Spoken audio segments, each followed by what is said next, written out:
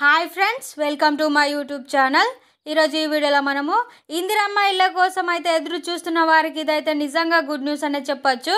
ఇందిరమ్మ ఇళ్ళపై అయితే ఒక కీలక అప్డేట్ అయితే రావడం జరిగింది. ఇందిరమ్మ ఇళ్ళ పథకం కోసం అయితే మనకు ఒక డేట్ని అయితే ఫిక్స్ చేశారు.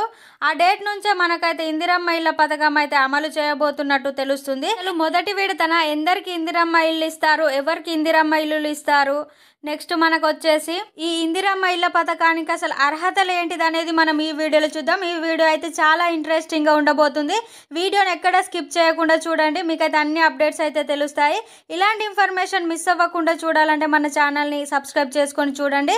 ఇలాంటి ఇన్ఫర్మేషన్ మిస్ అవ్వకుండా చూడొచ్చు. ఈ వీడియో కనుక మీకు యూస్ఫుల్ అనిపిస్తే ఖచ్చితంగా వీడియోని లైక్ చేయండి.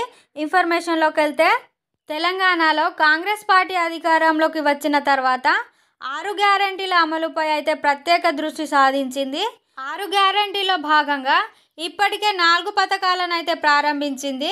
ఆర్టీసీ బస్సులో మహిళలకు ఉచిత ప్రయాణం, 10 లక్షల రూపాయల రాజీవ్ ఆరోగ్యశ్రీ పథకాలను అయితే ప్రభుత్వం ఏర్పడిన 3 రోజుల్లోనే అమలు చేసింది. ఇటీవల మరో 2 పథకాలను అయితే ప్రారంభించారు. 200 యూనిట్ల ఉచిత విద్యుత్తో పాటు 500 రూపాయల సిలిండర్ పథకాలను అయితే అమలు చేయనున్నారు.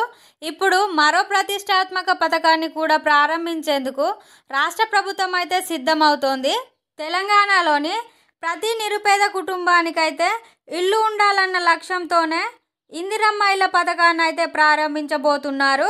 అయితే మార్చి 11న ఈ పథకం అయితే ప్రారంభం కానుంది. మరి ఇందిరమ్మ ఇళ్ళ పథకానికి అయితే మార్గదర్శకాలేంటి, అసలు దేనిని ప్రామాణికంగా చేసుకొని లబ్ధిదారులను ఎంపిక చేయనున్నారనేది అయితే ఆసక్తికరంగా అయితే మారింది. ఈ క్రమంలో ఇందిరమ్మ ఇళ్ళపై అయితే గృహ నిర్మాణ శాఖ మంత్రి పొంగులేటి శ్రీనివాసరెడ్డి సంబంధిత అధికారులతో అయితే బుధవారం సమీక్ష నిర్వహించారు. సమీక్ష సమావేశంలో భాగంగా అధికారులకు కీలక ఆదేశాలు అయితే జారీ చేశారు. ఈ ఇందిరమ్మ ఇళ్ళ మార్గదర్శకాలు అయితే విడుదల చేయాలని సూచించారు. ఈ ఇందిరమ్మ ఇళ్ళ పథకం కింద తొలి విడతలో ప్రతి నియోజకవర్గానికి కూడా 3500 ఇళ్లను అయితే మంజూరు చేస్తామని అయితే తెలపడం జరిగింది. ఇందులో భాగంగా ఖాళీ స్థలం ఉన్న వారికైతే ఇంటి నిర్మాణం కోసం 5 లక్షల రూపాయలు అయితే సాయం చేస్తామని చెప్పారు.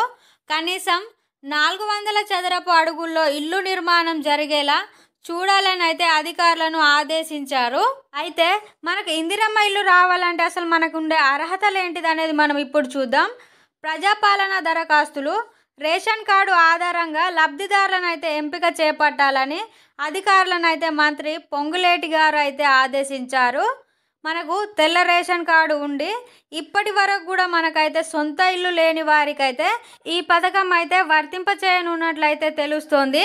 ఈ నెల 11వ తారీఖు నుంచి అయితే మనకు ఇందిరమ్మ ఇళ్ళ పథకం అయితే ప్రారంభం కానుంది. ఇలాంటి ఇన్ఫర్మేషన్ మీరు మిస్ అవ్వకుండా చూడాలంటే మన ఛానల్ ఇప్పుడే సబ్స్క్రైబ్ చేసుకొని చూడండి. ఇలాంటి ఇన్ఫర్మేషన్ మీది ఏదైనా మిస్ అవ్వకుండా చూడొచ్చు.